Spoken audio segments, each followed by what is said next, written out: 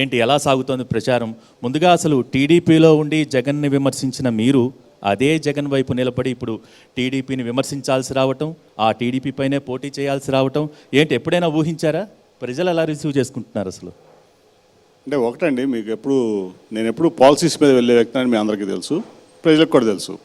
So నేను పెద్దగా జగన్ గారిని కానీ లేకపోతే వైసీపీని కానీ ఏమైనా పాలసీ మీద విమర్శించడం లేకపోతే పార్టీ లైన్ మీద విమర్శించడం తప్ప ఆయన పర్సనల్గా టార్గెట్ చేయడం లేకపోతే వైసీపీని పర్సనల్గా టార్గెట్ చేయడం ఎప్పుడు లేదు.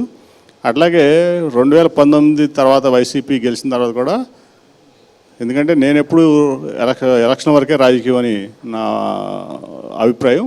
ఆ తర్వాత వాళ్ళ ప్రజాప్రతినిధులతో నేను కూడా కలిసి అనేక అభివృద్ధి కార్యక్రమాల్లో కలిసి పనిచేసాం. సో మాకు ఏంటంటే నేను రాజకీయాల్లోకి వచ్చింది ఆ ప్రాంత అభివృద్ధి కోసం, ఆ ప్రజల కోసం.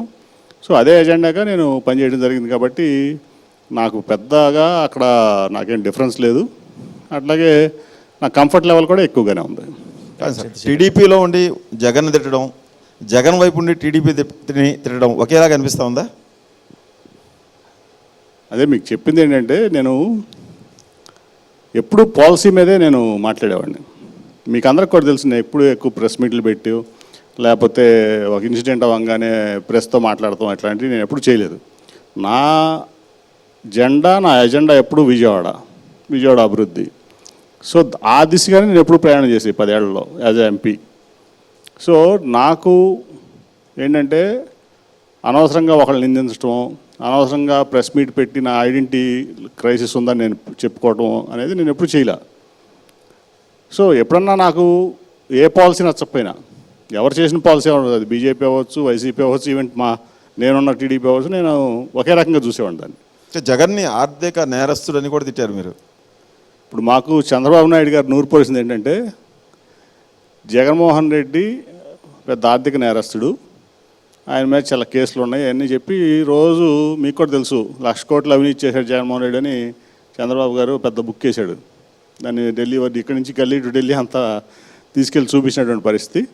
కాబట్టి ఆ పార్టీ లైన్లో ఆ రోజు మాట్లాడి ఉండొచ్చు, కానీ పర్సనల్ అటాక్ నేను ఎప్పుడు చేయలేదు. అంటే జగన్ని తీవ్రంగా తప్పుపట్టేవాళ్ళు మీరు, జగన్ రాజధాని విషయంలో కానీ పాలసీల విషయంలో అని చెప్తా ఉన్నారు, కానీ వ్యక్తిగతంగానే విమర్శలు చేశారు. అప్పుడేమో వ్యక్తిగతంగా విమర్శలు చేసి ఇదంతా కూడా తప్పంతా చంద్రబాబు అంటా ఉన్నారు. లేదు, మీరు సందర్భం చూపించండి నాకు.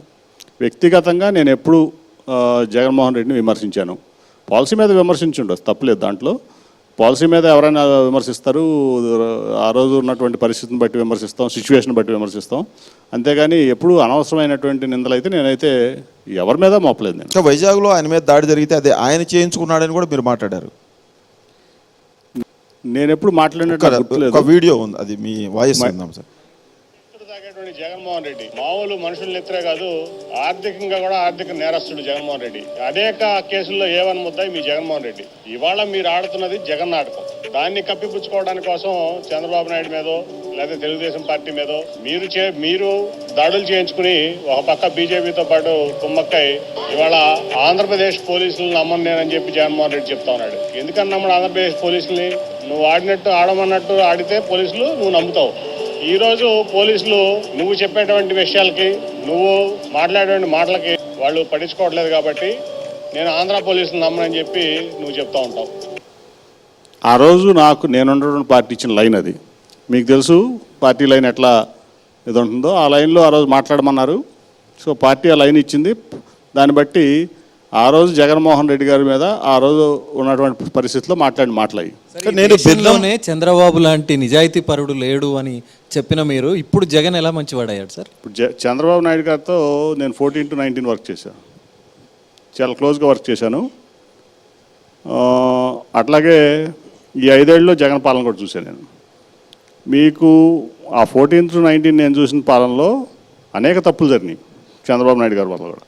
ఇవాళ ఉన్నటువంటి పరిస్థితిలో ఇప్పుడు మరి జగన్మోహన్ రెడ్డి గారిని అంత ఆర్థిక నేరస్తుడు లేకపోతే అది ఇదని చెప్పింది చంద్రబాబు నాయుడు.